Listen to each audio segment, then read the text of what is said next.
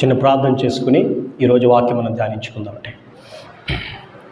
ప్రేమ కలిగిన మా తండ్రి, దయ కలిగిన మా ప్రభువా, కృప కలిగిన మా తండ్రి యేసయ్య, తండ్రి మీ ఆత్మ ద్వారా, మీ వాక్యం ద్వారా మీరే మాతో మాట్లాడవలసిందిగా, మమ్మలను ముందుకు నడిపించవలసిందిగా నజరేయుడైన యేసుక్రీస్తు వారి అతి పరిశుద్ధ నామములో మిమ్మల్ని ప్రార్థించి ప్రతిమాలి వేడుకొనుచున్నాము మా ప్రియ పరలోకపు తండ్రి, ఆమేన్. ఏమండి, ఈరోజు మన యొక్క వాక్యాంశంగా dreams and visions from God అనేటువంటి అంశాన్ని నేను తీసుకుంటున్నాను. ఏంటండి? Dreams and visions from God అంటే దేవుని నుండి వచ్చేటువంటి కలలు మరియు దర్శనాలు. హల్లెలూయా. ఈరోజు మన యొక్క వాక్యాంశం ఏంటండి? దేవుని యొద్ద నుండి వచ్చేటువంటి కలలు మరియు దర్శనాలు. మీకు కళ్ళు వస్తాయండి? ఏమండి, కళ్ళు వస్తాయి. ఎలాంటి కళ్ళు వస్తాయని జనరల్గా? ఏమండి, వంట చేస్తున్నట్టు, ఇల్లు ఉడుస్తున్నట్టు, టీవీ సీరియల్ చూస్తున్నట్టు, ఆ సీరియల్ ఎదురు కొట్టుకుంటున్నట్టు అలాంటి కళ్ళు ఏమైనా వచ్చినాయండి ఎప్పుడన్నా? రాలేదు. మీకండి? మీకు ఎలాంటి కళ్ళు వస్తూ ఉంటాయి? అలా పని చేస్తూ ఉన్నట్టు, కంప్యూటర్ మీద టైప్ చేస్తున్నట్టు, ఏమండి, క్లయింట్తో మాట్లాడుతున్నట్టు ఏమన్నా మీకు ఎప్పుడన్నా కళ్ళు వచ్చినాయండి? జనరల్గా ఒక మనిషికి కళలు వస్తూ ఉంటాయండి చాలా ఫ్రీక్వెంట్గా. అంటే వారు ఉన్నటువంటి ఆ యొక్క ప్రొఫెషన్ని బట్టి కానీ, ఉండేటువంటి ఆ యొక్క స్థలాన్ని బట్టి కానీ కళలు అనేవి వస్తూ ఉంటాయి. ఇక్కడ వచ్చేటువంటి మొదటి సందేహం ఏంటంటే, ఫస్ట్ అంటే మనం ఆత్మీయంగా మనం ఆలోచిస్తే అసలు దేవుడు కళల ద్వారా, దర్శనాల ద్వారా మాట్లాడతాడా? మాట్లాడటా? ఏమండి? సో ఒక వ్యక్తికి వచ్చేటువంటి మొట్టమొదటి సందేహం ఇది అనుకోండి. సో ఈ సందేహానికి we have to answer it. జవాబు దొరుకుతుందా అనేది మనం బైబిల్లో చూద్దామండి. బైబిల్ స్పష్టంగా చెప్తుంది, దేవుడు కళల ద్వారా కానీ దర్శనాల ద్వారా కానీ మాట్లాడతాడు. ఉదాహరణకి ఒక వాక్యం మనం చదువుకున్నట్లయితే సంఖ్యాకాండము 12వ అధ్యాయంలో ఒక వాక్యం ఉందండి. ఆ మాట మనం చదువుకుందాం. 12వ అధ్యాయము 6వ వచనం అండి. వారిద్దరూ రాగా ఆయన, నా మాటలు వినుడి, మీలో ప్రవక్త యుండిన యెడల యెహోవానగు నేను దర్శనమిచ్చి అతడు నన్ను తెలుసుకొనున్నట్లు కలలో అతనితో మాటలాడుదును. చాలండి. ఇక్కడ దేవుడు అంటున్నాడు, మీలో ఒక ప్రవక్త ఎవరైనా ఉన్న ఎడల నేను కలల ద్వారా ఆ ప్రవక్తతో మాట్లాడతాను అని ఇక్కడ దేవుడు చెప్తున్నాడు. సో దీని అర్థం ఏంటి? దేవుడు కలల ద్వారా మాట్లాడతాడు. ఇంకొక వాక్యం నేను చూపిస్తానండి. యోబు గ్రంథము 33వ అధ్యాయంలో, రాశిగా చదవండి. యోబు గ్రంథము 33వ అధ్యాయంలో 14 మరియు 15 మనం చదువుకుందాం. దేవుడు ఒక్క మారే పలుకును, 2 మారులో పలుకును, అయితే మనుష్యుడు అది కనిపెట్టరు. ఇంకా చదవండి. మంచు మీద కునుకు సమయమున గాఢ నిద్ర పట్టునప్పుడు కలలో రాత్రి కలుగు స్వప్నములలో. చాలండి. ఇక్కడ యోబు గ్రంథం 33వ అధ్యాయం 14-15 వచనాల్లో కూడా దేవుడు ఇక్కడ ఏమని చెప్తున్నాడంటే, దేవుడు ఒక్కమారే మాట్లాడతాడా అంటే ఒక్క మారు మాట్లాడతాడు, 2 మార్లు పలుకును. ఎప్పుడు ఆయన మాట్లాడుతానంటున్నాడు? ఒక మనిషి గాఢ నిద్ర, ఆ యొక్క నిద్రలో ఉన్నప్పుడు కలలో రాత్రి స్వప్నమందు దేవుడు మాట్లాడతానని చెప్పి ఇక్కడ చెప్తున్నాడండి. మరి మూడవదిగా కూడా మనం చూస్తే న్యూ టెస్టిమెంట్లో అపోస్తుల కార్యాలు 2వ అధ్యాయము, 17వ వచనం చదువుకున్నట్లయితే 17 అండి, 17. అంత్య దినములయందు నేను మనుషులందరి మీద నా ఆత్మను కుమ్మరించదను, మీ కుమారులను మీ కుమార్తెలను ప్రవచించెదరు, మీ యవ్వనులకు దర్శనములు కలుగును, మీ వృద్ధులు కలలు కందురు. చాలండి. ఇక్కడ దేవుడు స్పష్టంగా న్యూ టెస్ట్మెంట్లో అపోస్తుల కార్యాలు దేవుడు రాయించాడు. అంత్య దినముల యందు మనుషులపై నా ఆత్మను కుమ్మరిస్తాను. ఎప్పుడైతే వారిపై నా ఆత్మ కుమ్మరించబడిందో మీలో ఉన్నటువంటి వృద్ధులు కలలు కంటారు, యవ్వనులు దర్శనాలు కంటారు, మీ కుమార్తెలు మీ కుమారులు ప్రవచిస్తారని కూడా ఇక్కడ దేవుడు స్పష్టం చేస్తున్నాడు. సో మొదటి ప్రశ్నకి మనకి జవాబు దొరికింది. ఏంటండి ఆ ప్రశ్న? అసలు దేవుడు కళల ద్వారా, దర్శనాల ద్వారా దేవుడు మాట్లాడతాడా? బైబిల్లో కూడా కొన్ని ఉదాహరణలు మనం చూస్తే ఆనాడు ఓల్డ్ టెస్ట్మెంట్లో యాకోబు కుమారుల్లో ఒకడైనటువంటి యోసేపుతో దేవుడు కళల ద్వారా మాట్లాడాడు. ఇక మీరు జాగ్రత్తగా గమనిస్తే ఇక్కడ కళలో దేవుని స్వరం ద్వారా ఆయన మాట్లాడలేదు, కానీ ఆయన దృశ్య రూపంలో మాట్లాడాడు. హల్లెలూయా. ఇక్కడ చాలా జాగ్రత్తగా మనం గమనించాలండి. Not only with the voice, దేవుడు ఆయన స్వరంతోనే మాట్లాడడం లేదు, కానీ దృశ్య రూపం ద్వారా కూడా, దృశ్యాలను చూపిస్తూ కూడా దేవుడు మాట్లాడగలడు. హల్లెలూయా. ఆదికాండం 37వ అధ్యాయం 5వ వచనంలో యోసేపు మరి కలకు అన్నట్లుగా అక్కడ మనం వాక్యంలో చూస్తామండి. అంతేకాదు యోసేపుకి తన అన్నలు ఒక పేరు కూడా పెట్టారు. ఏంటండి? కలలు కనేవాడు అని. ఏమండి? ఈ అస్తమానం కలలు కంటూ ఉంటాడరా, దర్శనాలు కంటూ ఉంటాడని చెప్పి వాళ్ళు అంటూ ఉండేవారు. యోసేపు కూడా ఫ్రీక్వెంట్గా కలలు కనేవాడండి. ఆ యొక్క పనులు చూడడం కానీ, ఆకాశ నక్షత్రాలు, సూర్యచంద్రులను చూడడం కానీ, ఇలా దృశ్య రూపంలో అనేక కళలను ఆయన చూసినట్లుగా మనం బైబిల్లో చూస్తాం, especially in the old testament. Okay, new టెస్ట్మెంట్లో కూడా ఇంకొక యోసేపు ఉన్నారు. ఆయన ఎవరంటే యేసుక్రీస్తు ప్రభు తండ్రి అయినటువంటి యోసేపు. ఈ యోసేపు కూడా కొన్ని కళలు వచ్చాయండి. ఆ కళల్లో అందులో మత్తయి సువార్త 1వ అధ్యాయం 20వ వచనంలో ఒక దూత కళలో ఈయనతో మాట్లాడడం మనం బైబిల్లో చూస్తాం. ఏమండి? మరలా ఇంకో చోట మత్తయి సువార్త 2వ అధ్యాయం 13వ వచనంలో హెచ్చరికతో కూడినటువంటి కళ, ఈసారి దృశ్య రూపంలో కాదు కానీ స్వరం రూపంలో దేవుని దూత ఈయనతో మాట్లాడుతున్నట్టు, హెచ్చరిస్తున్నట్టు, చెబుతున్నట్టు మరి మనం స్పష్టంగా న్యూ టెస్ట్మెంట్లో మనం చూస్తామండి. సో దేవుడు అయితే ఆయన స్వరం ద్వారా దేవుడు మాట్లాడచ్చు. రెండవది దృశ్య రూపం ద్వారా దేవుడు మాట్లాడచ్చు. ఇందాక మామగారు వారి కళ గురించి చెప్పారు.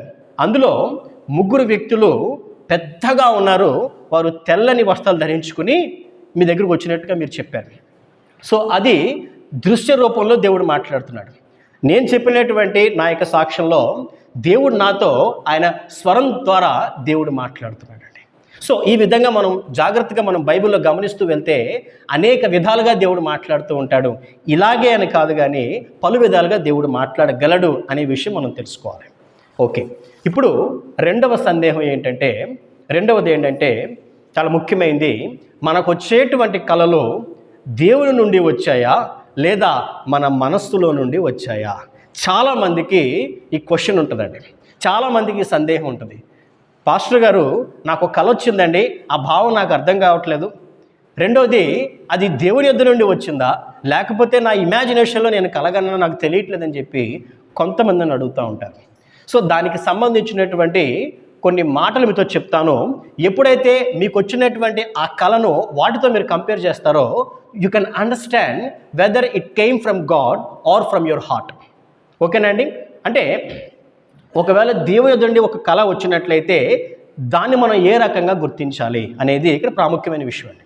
ఎందుకంటే మనం కనేటువంటి ఆ కళల్లో ఎన్నో అంశాలు ఉంటాయండి. మనం నిద్రపోతున్నప్పుడు మనకి చాలా కళలు వస్తాయి. అందులో చాలా వరకు కళలు మన నిద్ర మేల్కొనగానే మనం మర్చిపోతాం. మీరు గమనించారా? చాలా పెద్ద కళగా అనిపిస్తుంది, రాత్రంతా కళ వస్తానే ఉంటుంది, కానీ తెల్లారు లేచేటప్పుడు కల్లా ఆ కళ వెంటనే మనం మర్చిపోతాం, గుర్తు కూడా రాదండి.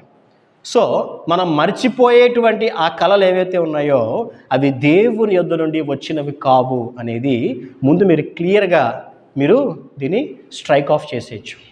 హల్లెలూయా. ఏమంటే ఉదాహరణకి నేను ఇంజనీరింగ్ చదువుతున్నప్పుడు ఎగ్జామ్స్ టైంలో రాత్రంతా కూర్చొని చదివేవాడిని మా ఫ్రెండ్స్తో కలిపి. సాయంకాలం మొదలెడితే రాత్రి 2-3 దాకా చదువుకుంటూ ఉండేవారు అన్నమాట. ఎప్పుడో 3కి పడుకునేవారం. 3కి అలా పడుకోగానే కళ్ళలో కూడా చదువుతున్నట్టే కళ వచ్చేది. ఏమండి? మళ్ళీ పొద్దున్న 5:30కు అలారం పెట్టుకుని లెగిసే వరకు కూడా చదువుతున్నట్టే కళ ఉండేదండి. అంటే అవంతా ఏంటంటే మనం స్ట్రెస్ అయిపోయినప్పుడు వచ్చేటువంటి కళలు అనమాట. మరి దేవుని యొద్ద నుండి వచ్చేటువంటి కళ మనం ఏ రకంగా గుర్తించాలండి అని అంటే, ముందుగా మనం వాక్యం చదువుకుందామండి. గలతీ పత్రిక 1వ అధ్యాయము 8వ వచనం మనం చదువుకున్నట్లయితే, గలతీయన్స్ చాప్టర్ 1 verse 8 మనం చదువుకుందామండి.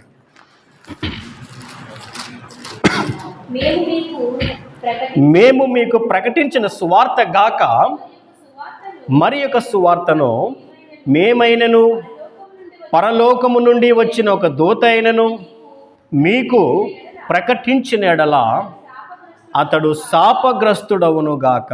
ఇక్కడ అపోస్తలుడైనటువంటి పౌలు ద్వారా రాయబడినటువంటి ఈ పత్రికలో స్పష్టంగా రాయబడింది, మీకు ఒక సువార్త మేము చెప్పాం. ఏం సువార్తది? యేసుక్రీస్తు ప్రభు సంబంధించినటువంటి సత్య సువార్త. ఈ సువార్త కాకుండా వేరే ఏ విధమైనటువంటి విషయాలు అంటే మరి యొక్క సువార్త మేమైనను పరలోకము నుండి వచ్చిన ఒక దూత అయినను మీకు చెప్పినట్లయితే వారు శాపగ్రస్తులు అని ఇక్కడ రాయబడిందండి. సో ఒకవేళ మనకు వచ్చేటువంటి ఆ కళల్లో అవి పాప ప్రేరేపితంగా ఉన్నాయైతే, ఏమండి జాగ్రత్తగా వినండి, పాప ప్రేరేపితంగా ఉన్నవైతే, దేవుని వాక్యానికి విరుద్ధమైన కార్యాలు చేసేటువంటి కళల రూపంలో వచ్చేవైతే అవి దేవుని యొద్ద నుండి వచ్చిన కళలు కావు అనే సత్యం మనం తెలుసుకోవాలి. ఎందుకంటే దేవుడు ఆయన వాక్యాన్ని మీరి out side of the Bible దేవుడు ఏది కూడా మాట్లాడడం. ఆయన మాట్లాడేటువంటి మాటలు అవి ఏ సందర్భమైనా ఆయన ఏం చెప్పినా బైబిల్ గ్రంథం ద్వారానే దేవుడు మాట్లాడుతూ ఉంటాడు. దానికి ఖచ్చితంగా రెఫరెన్స్ ఉంటుందండి, దానికి ఖచ్చితంగా ఒక అర్థం ఉంటుంది, ఖచ్చితంగా ఒక సందర్భం బైబిల్లో మనం చూడగలుగుతాం. సో మనకు వచ్చేటువంటి ఆ యొక్క కళల్లో అవి పాప ప్రేరేపితంగా ఉన్నాయనను, ఈ లోక సంబంధమైన వాటిని ప్రోత్సహించే విధంగా ఉన్నాయను, అవి దేవుని యొద్ద నుండి వచ్చినవి కావు అనే విషయం మనం తెలుసుకోవాలి. రెండవదిగా నేను చెప్తున్నాను, ఏదైనా ఒక దర్శనము, ఒక కళ, if it really comes from God, అవి మీ హృదయాల్లో చెదరని ముద్రగా ఉండిపోతాయి. హల్లెలూయా. మీరు మర్చిపోవాలనుకున్నా వాటిని ఎప్పటికీ మర్చిపోలేరండి. ఏవైతే కళలు స్పష్టంగా మీ హృదయాల్లో ముద్ర వేయబడి ఉంటాయో మీరు 100% మీరు కన్ఫర్మ్ చేసుకోవచ్చు అవి ఆయన దగ్గర నుంచి వచ్చినటువంటి కళలు అని. ఆదికాండము 41వ అధ్యాయము, జెనసిస్ చాప్టర్ 41 verse 32 మనం చదువుకున్నట్లయితే,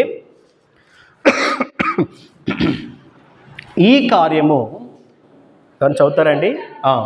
ఈ కార్యము దేవుని వలన నిర్ణయింపబడి ఉన్నది, ఇది దేవుడు శీఘ్రముగా జరిగించును, అందుచేతనే ఆ కళ ఫరోకు రెట్టింపబడను. ఇక్కడ ఫరోకు కళ వచ్చిందండి. ఆ కళ ఎంత యాక్యురేట్గా ఆయన చెప్పాడంటే, కళలో ఉన్నటువంటి ప్రతి సంఘటన గురించి ఆయన ఎంతో వివరంగా ఆయన చెప్పినట్లుగా మనం చూస్తూ ఉంటామండి. సో ఈ విధంగా ఎప్పుడైనా ఒక కళ అనేది స్పష్టంగా అదొక గుర్తులాగా గుర్తుండిపోయే విధంగా ఒక కళ వచ్చింది అని అంటే అది తప్పక దేవుని ద్వారా వచ్చినటువంటి కళగా మనం చూడొచ్చండి. మూడవదిగా మనం చూస్తే, ఆయన దగ్గర నుంచి ఆల్వేస్ పాజిటివ్ కళలే వస్తాయి అని అనుకుంటే మాత్రం పొరపాటేనండి. ఎందుకంటే కొన్ని దీవెనలు ఇచ్చేటువంటి అంటే ఆశీర్వాదాన్ని సూచించే కళలు ఉంటాయి, మరికొన్ని హెచ్చరిక చేసేటువంటి కళలు ఉంటాయి. ఉదాహరణకి ఇందాక నేను చెప్పాను, యోసేపుతో దేవుని దూత హెచ్చరిక ద్వారా మాట్లాడారు, ఫరోతో దేవుడు హెచ్చరిక ద్వారా దేవుడు మాట్లాడాడు. ఇంకా అనేక చోట్ల హెచ్చరికలతో కూడినటువంటి ఆ యొక్క కళలు వచ్చినాయండి. మూడవది బిఫోర్ డిస్ట్రక్షన్, అంటే ఒక వ్యక్తి తన పాపంలో కూరుకుపోయేటువంటి సమయంలో ఆ పాపాన్ని గురించి దేవుడు మాట్లాడుతూ అందులో నుండి బయటికి రమ్మని చెప్పేటువంటి కళలు కూడా మనం బైబిల్లో అక్కడక్కడ చూస్తూ ఉంటామండి. సో వీటిని బట్టి మనం అర్థం చేసుకోవాలి, మనకు వచ్చేటువంటి ఆ కళ అనేది చాలా ముఖ్యమైనదండి. మనం దాన్ని నిర్లక్ష్యం చేయకూడదు. ఒక కళ నిజంగా ఆయన యొద్ద నుండి వస్తే it is like a legal agreement. అంటే ఏదైనా దేవుడు ఒక కార్యం చేసే ముందు దాన్ని తప్పక మనతో మాట్లాడి చెప్పిన తర్వాతే ఆయన చేస్తాడండి. హల్లెలూయా. ఉదాహరణకి ఎవరైనా ఒక వ్యక్తి దారి తప్పి తప్పుడు మార్గంలోకి వెళ్ళిపోతూ ఉన్నాడు. అలా వెళ్ళిపోతున్నప్పుడు దేవుడు ఏమీ మాట్లాడకుండా, ఏమీ హెచ్చరించకుండా ఎన్నటికీ ఆ వ్యక్తిని దేవుడు నాశనం చేయడు. ఖచ్చితంగా దేవుడు ఆ వ్యక్తికి అనేక హెచ్చరికలు ఇస్తాడు, అనేక విధాలుగా దేవుడు చెప్తాడు, మాట్లాడతాడు, దర్శనమిస్తాడు, కలలిస్తాడు. అప్పుడు కూడా మారకపోతే అప్పుడు దేవుడు తన యొక్క కార్యం జరిగిస్తాడండి. సో ఈ విధంగా మనకు వచ్చేటువంటి కళలను మనం ఎంత మాత్రం కూడా ఈజీగా తీసుకోకూడదనే సత్యాన్ని కూడా మనం తెలుసుకోవాలి. ఓకే, ఇప్పుడు dreams which are coming from our heart, మన మనస్సులోంచి వచ్చేటువంటి కళలు ఏ విధంగా ఉంటాయి? ఉదాహరణకి ప్రసంగి గ్రంథము 5వ అధ్యాయంలో మనం ఒక వాక్యం చదువుకున్నట్లయితే, ప్రసంగి గ్రంథము 5వ అధ్యాయము 3వ వాక్యం అండి.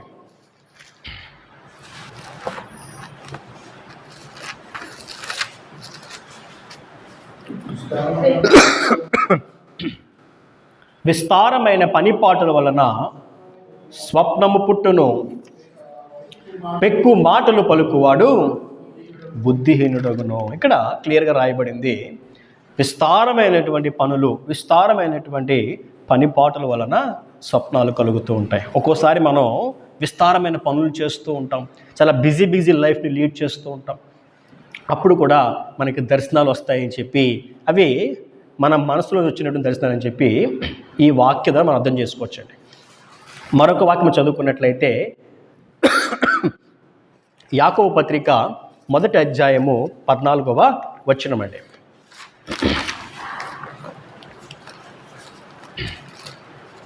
చదవండి.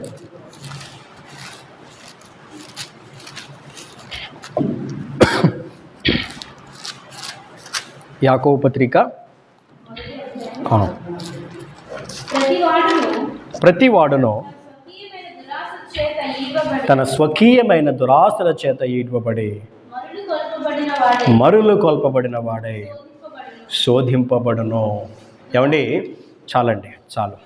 ఒకసారి ఓ పాస్టర్ గారు చెప్పినటువంటి మాట అన్నమాట ఇది. అదేంటంటే, ఒకరోజు ఒక పాస్టర్ గారి దగ్గరికి ఒక పెద్దావిడ వెళ్ళిందంట. పెద్దావిడకి మధ్య వయసు ఆవిడ వెళ్ళిందనమాట. వెళ్ళి ఆయన చేత ప్రార్థన చేయించుకుంది. ఏమనంటే, పాస్టర్ గారు, నాకు అప్పుల భారం ఎక్కువైపోయిందండి, నా కోసం ప్రార్థన చేయండి అన్నాడు. పాస్టర్ గారు ప్రార్థన చేశారండి. ప్రార్థన చేస్తే, పాస్టర్ గారండి, నేను దేవునికి ప్రార్థన చేసినప్పుడు, ఈ అప్పుల భార నిమిత్తమే దేవుణ్ణి ప్రార్థన చేసినప్పుడు నాకు దేవుడు మిమ్మల్నే చూపించాడండి. ఎవరు చూపించారంట? పాస్టర్ గారు మిమ్మల్నే చూపించారండి. మీరే వచ్చంటండి ఆ అప్పులన్నీ తీర్చాలంటండి అని చెప్పాడంటండి దేవుడు. ఇదేం దర్శనం అండి? అప్పు ఒకరిది, తీర్చేది ఇంకొకళ్ళ. మనం చదువుకున్నటువంటి వచనంలో తన స్వకీయమైన దురాశ చేత ఈడ్వబడి మరులు కొల్పబడిన వాడై అని ఇక్కడ ఉందండి. అప్పుడు ఆ పాస్టర్ గారు అన్నారు, అమ్మా, నీకు దర్శనం వచ్చింది కరెక్టే, ఈసారి దేవుడు నీకు దర్శనం వచ్చాడు అనుకో, ఆ దర్శనం నాకు కూడా ఏమని చెప్పు, నాకు వచ్చిందనుకో, అప్పుడు నీకు ఫోన్ చేస్తాను, నువ్వు వచ్చి నా దగ్గరికి వస్తే అప్పుడు మనం మాట్లాడదామని చెప్పి ఆయన పంపించేస్తారండి. నిజంగా కొన్ని రోజుల్లో స్వకీయ దురాశలండి, ఈ స్వకీయ దురాశలతో ఎంతోమంది నింపబడిన వారే వాళ్ళే ఊహించుకుని ఏయో దర్శనాలు వచ్చాయి నిజంగా చెప్తున్నారు, అది నిజమో అబద్ధమో కూడా తెలియని పరిస్థితి. అలాంటి గందరగోళ స్థితిలో ఈనాడు మరి విశ్వాసులు అనేక మంది మరి ఆ యొక్క స్వకీయ దురాశలండి, అందులో ఒక యథార్థత లేదు, అందులో దేవుని పట్ల విశ్వాసం అనేది లేదు, దేవుని చిత్తాన్ని గ్రహించేటువంటి మనస్సు లేదు. ఎంతసేపు కూడా నాకు ఏంటి మేలు, నేను ఏం చేస్తే నేను లాభపడతానని ఆలోచిస్తున్నారు తప్ప మరి నిజముగా యథార్థంగా ఉన్నటువంటి వాస్తవాన్ని గ్రహించలేకపోతున్నారండి. ఇలాంటి దర్శనాలు కూడా కొంతమంది విశ్వాసుల వరకు అంటున్నారు. మరి అవన్నీ కూడా దేవుని నుండి వచ్చినటువంటి దర్శనాలు కావు అనే సత్యం మనం తెలుసుకోవాలి. సో మూడవ ప్రశ్న ఏంటంటే, నాకు వచ్చేటువంటి ఆ యొక్క కళలు ఏవైతే మనం ఆరాధిస్తున్నటువంటి మన దేవుని నుండి వస్తున్నాయో, ఆ వస్తున్నటువంటి ఆ కళలకు నేను ఏ విధంగా స్పందించాలి? How should I react to the dreams and visions which are coming from God? ముందుగా నేను చెప్తున్నానండి, అది ఎంత భయంకరమైన కళ అయినా, అవి ఎంత భయపెట్టేటువంటి కళ అయినా మొట్టమొదట భయపడకూడదు. ఏం చేయకూడదండి? భయపడకూడదు. భయపడకుండా మనం మొదట చేయవలసిన పని ఏంటో తెలుసా అండి? వెంటనే మోకరించి మనం దేవునికి ప్రార్థన చేయాలి. హల్లెలూయా, హల్లెలూయా, హల్లెలూయా. ఏదైనా ఒక కల వస్తే పాస్టర్ గారు అడగడం తప్పు కాదు, కానీ ఆయన అడిగే ముందు కళ ఇచ్చినటువంటి దేవుణ్ణి అడగాలి. హల్లెలూయా. ప్రభువా, ఈ కళ ద్వారా నాతో మాట్లాడావు కదా నాయన, ఈ కళ భావం ఏంటో నాతో మాట్లాడు తండ్రి అని మొదట మనం మోకరించి దేవుణ్ణి అడగాలండి. ఫిలిప్పీ పత్రిక 4వ అధ్యాయము 6వ వాక్యం మనం చదువుకున్నట్లయితే, ఫిలిప్పియన్స్ చాప్టర్ 4:6, దేనిని గూర్చియు చింతపడకుడి కానీ ప్రతి విషయంలోనూ ప్రార్థనా విజ్ఞాపముల చేత కృతజ్ఞతాపూర్వకముగా మీ విన్నపములను దేవునికి తెలియజేయుడి. ఇక్కడ చదవబడినటువంటి వాక్యాన్ని ఒక్కసారి మనం దీన్ని మ్యాచ్ చేసుకున్నట్లయితే, ఒక దర్శనం మనం కలిగినప్పుడు ఆ దర్శనానికి సంబంధించినటువంటి భావాన్ని మొట్టమొదట ప్రార్థనాపూర్వకంగా మనం దేవుణ్ణి అడగగలగాలి. ఎప్పుడైతే మనం అడగగలుగుతామో తప్పక దేవుడు మాట్లాడతాడండి. అది పాస్టర్ గారి ద్వారా దేవుడు మాట్లాడతాడా, నీ ఫ్రెండ్ ద్వారా దేవుడు మాట్లాడతాడా, ఆయన ఆత్మ ద్వారా దేవుడు మాట్లాడతాడని ఆయన ఇష్టం. బట్ మొదటైతే మనం ప్రార్థనాపూర్వకంగా we have to respond to the dream. ఎందుకంటే ఏమో ఆ యొక్క దర్శనం నెరవేరేటువంటి కాలం మనకు తెలియదు. ఏమండి, విశ్వాసులకు వచ్చినటువంటి కొన్ని దర్శనాలు 34 సంవత్సరాలు అయిన తర్వాత నెరవేరాయి, 3 నిమిషాల్లో కూడా అవి వెంటనే నెరవేరాయి. కాబట్టి ఎంత మాత్రం మనం నిర్లక్ష్యం చేయకూడదు, అలాగని భయపడకూడదు. వెంటనే మనం మోకరించి దేవుణ్ణి ప్రార్థన చేసి మనం దేవుణ్ణి అడగాలి. మొదటిది.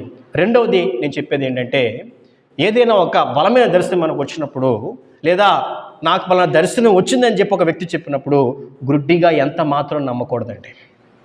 ఆ వాక్యం మీకు నేను చూపిస్తాను. 1 యోహాను 4వ అధ్యాయము 1వ వచనము. ప్రియులారా, అనేకులైన అబద్ధ ప్రవక్తలు లోకములోనికి బయలువెళ్ళి ఉన్నారు గనుక ప్రతి ఆత్మను నమ్మక ఆయా ఆత్మలో దేవుని సంబంధమైనవో కావో పరీక్షించుడి. ఇక్కడ బైబిల్లోనండి కొంతమంది దేవుని సేవకులు కొన్ని అద్భుతాలు వారు చేస్తూ ఉన్నారు, కొన్ని సూచక్రియలు చూపిస్తూ ఉన్నారు. మరొక పక్క గారడీ విద్య గల సీమోను కూడా కొన్ని మిరాకిల్స్లా చూపిస్తున్నాడండి. ఇక్కడ ఎవరిది దేవుని ఆత్మ, ఎవరిది లౌకికమైన ఆత్మ? ఇద్దరూ కూడా కార్యాలను చూపిస్తున్నారు, ఇద్దరు కూడా మాట్లాడుతున్నారు. అక్కడ మనం వివేచనతో దేవుని వాక్యము ద్వారా మనం గుర్తించాలి, గమనించాలి. అంతే తప్ప గుడ్డిగా ఎంత మాత్రం మనం నమ్మకూడదండి. ఎందుకంటే అవి ప్రతి ఆత్మ అనేది మరి దేవుని ఆత్మ కాదు. ఆయా ఆత్మలు దేవుని సంబంధమైనవో కావో మనం పరీక్షించాలి. ఏ రకంగా పరీక్షించాలి అని అంటే మన చేతుల్లో ఉన్నటువంటి వాక్యం ద్వారా. సో ఈ వాక్యాన్ని బట్టే మనం వాటిని పరీక్షించాలని మనం గుర్తుపెట్టుకోవాలి. మరి మూడవ ప్రాముఖ్యమైన విషయం ఏంటంటే, మనకు వచ్చేటువంటి ఆ యొక్క దర్శనాలను మనం వెంటనే we have to record them. మనం తప్పక ఆ యొక్క దర్శనాలను మనం రాయాలి. ఎందుకంటే ఒక్కోసారి ఒక దర్శనం అనేది ఒక విశ్వాసికి, దేవుని బిడ్డకు తన గురించి మాత్రమే రావాలని లేదు, తన దేశం గురించి రావచ్చు, తన ప్రాంతం గురించి రావచ్చు, ఆ ప్రాంతం యొక్క భవిష్యత్తుల గురించి రావచ్చు. అవి ఏవైనప్పటికీ కూడా we have to record them. మనం చెబుతాం, నలుగురు వింటారు, మర్చిపోతాం. కానీ ఎప్పుడైతే రికార్డ్ చేస్తామో అది రేపన్న రోజున వాటిని గురించి మనం హెచ్చరిక చేయడానికి అవకాశం ఉంటుందండి. మరి ఒక వాక్యం మనం చదువుకున్నట్లయితే హబక్కూకు గ్రంథము 2వ అధ్యాయము 2వ వచనం చదువుకున్నట్లయితే, హబక్కూకు గ్రంథము 2వ అధ్యాయము 2వ వచనం అండి.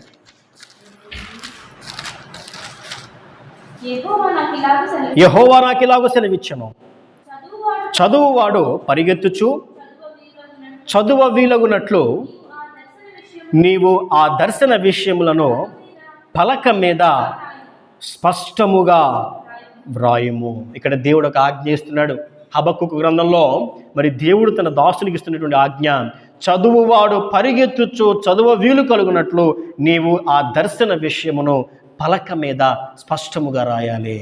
ఓ ప్రియ కుమార్, ఓ ప్రియ విశ్వాసి, ఓ ప్రియ క్రైస్తవుడా, నీకు వచ్చేటువంటి ఆ యొక్క దర్శనాలను నువ్వు రికార్డ్ చేయాలని దేవుడు చెప్తున్నాడు. వాటిని రాయాలి, వాటిని గురించి స్పష్టంగా అర్థం చేసుకోవాలి. అప్పుడు దేవుని యొక్క చిత్తాన్ని నువ్వు తెలుసుకోగలుగుతావు. బహుశా ఎంతో కాలం నుండి నువ్వు దేవుణ్ణి ప్రార్థన చేస్తున్నావేమో, నీ గురించి, నీ కుటుంబం కోసం, నీ కుటుంబ భవిష్యత్తు కోసం, నీ ఆత్మీయస్థితి కోసం బహుశా దేవుడు నువ్వు ప్రార్థన చేస్తున్నామేమో. దేవుడు కూడా ఆయన దర్శనాల ద్వారా నీతో మాట్లాడుతున్నాడేమో. ఆ దర్శనాలను నిర్లక్ష్యం చేయొద్దు. ఆ దర్శనాలని పెడచెవిని పెట్టద్దు, ఆ హెచ్చరికలను మరి వెనుక తట్టుకు వేసేయద్దు. వాటిని జాగ్రత్తగా పరిశీలించాలి. వాటి నిమిత్తమై మనం మోకరించి ప్రార్థించగలగాలి. వాటి విషయమై దేవుణ్ణి అడగాలి. వాక్యంలో వాటిని సరిచూడాలి, వాటిని రికార్డ్ చేయాలి. చివరిగా నేను చెప్తున్నాను, పరిశుద్ధాత్మ చేత నడిపించబడిన వారమై ఆ యొక్క దర్శనాల ద్వారా దేవుడు మనతో మాట్లాడుతున్నటువంటి ప్రతి మాటను క్రియారూపంలో మనం చేయగలగాలి. హల్లెలూయా. మరి మనకు వచ్చేటువంటి ఆ యొక్క కళలు, ఆ యొక్క విజన్స్, ఆ యొక్క దర్శనాల నిమిత్తమై ఒక విశ్వాసి, క్రీస్తు నమ్ముకునేటువంటి ఒక వ్యక్తి ఈ రకంగా స్పందించాలని చెప్పి మరి బైబిల్ చెప్తుందండి. నేను చెప్పట్లేదు, బైబిల్ చెప్తుంది. కాబట్టి మనకు వచ్చేటువంటి ఆ యొక్క దర్శనాల విషయంలో మనం జాగ్రత్త కలిగి, మనం అప్రమత్తంగా ఎప్పటికప్పుడు మనం ప్రార్థనాపూర్వకంగా వాక్యం ద్వారా మనం తెలుసుకుందాం. అన్ని ఆత్మలు నమ్మద్దు, అన్ని దేవుని దగ్గర నుంచి వచ్చినటువంటి ఆత్మలు కావు కనుక వివేచనతో మనం నడుచుకుంటూ బుద్ధి జ్ఞానములతో ఆ యొక్క దర్శనాల నిమిత్తమై మనం ప్రార్థన చేద్దాం. దేవుని చిత్తాన్ని మనం తెలుసుకుందాం. ప్రభు చిత్తమైతే రాబోయే రోజుల్లో ఇంకా ఎక్కువ ఇన్ఫర్మేషన్ని, అంటే ఏ రకమైన దర్శనం, ఏ రకమైనటువంటి సూచనలు చూపిస్తుందనే విషయాన్ని గురించి నేను చెప్పడానికి ప్రయత్నం చేస్తాను. దేవుడు తన పరిశుద్ధ వాక్కును దీవించి ఆశీర్వదించును గాక. ఆమేన్. ప్రార్థన చేసుకుందామండి. ప్రేమ కలిగిన మా తండ్రి, దయ కలిగిన మా ప్రభువా, కృప కలిగిన మా తండ్రి యేసయ్య, మీ పరిశుద్ధ గల నామానికి లెక్కలేని స్తోత్రాలు. తండ్రి, మీరు మాతో మాట్లాడినటువంటి ఈ ప్రతి మాటను మా హృదయమును పలక మీద రాసుకోవడానికి మాకు సహాయం అనుగ్రహించడం నాయన. అవును తండ్రి, నీవు కళల ద్వారా, దర్శనాల ద్వారా నీవు మాట్లాడే దేవుడవు నాయన. మా ప్రతి ప్రార్థనను ఆలకించే దేవుడవు తండ్రి. తండ్రి, మీ సత్యాలను వాక్కు రూపంలో లేదా నాయన ఒక కళ రూపంలో, ఒక దర్శన రూపంలో నువ్వు చూపించే దేవుడవు నాయన. తండ్రి, మీరు మాతో మాట్లాడేటువంటి ఆ యొక్క ప్రతి దృశ్యరూపమైన, వాక్కు రూపమైన అవి ఏమైనప్పటికీ వాటి నిమిత్తమే మేము ప్రార్థన చేస్తున్నామయ్యా. తండ్రి, వాటి భావాన్ని మాకు తెలియచేయండి. మా జీవితాన్ని ప్రభువా, మరి ఏది మా ఆత్మీయతను ఆటంకపరుస్తుందో, ఏది మీకు మాకు మధ్య అడ్డంగా నిలబడుతుందో నాయన, వాటన్నిటినీ తొలగించుకున్న ఆయన మీ చిత్తానికి లోబడి మీకు ఇష్టలుగా జీవించగలిగేటువంటి భాగ్యాన్ని మా అందరికీ దయచేయవలసిందిగా, తద్వారా మీరే మహిమ పొందవలసిందిగా నజరేయుడైన యేసుక్రీస్తు వారి పరిశుద్ధ నామములో మిమ్మల్ని ప్రార్థించి ప్రతిమాలు వేడుకొనుచున్నాము మా ప్రియ పరలోకపు తండ్రి. ఆమేన్, ఆమేన్, ఆమేన్. అందరికీ వందనాలండి.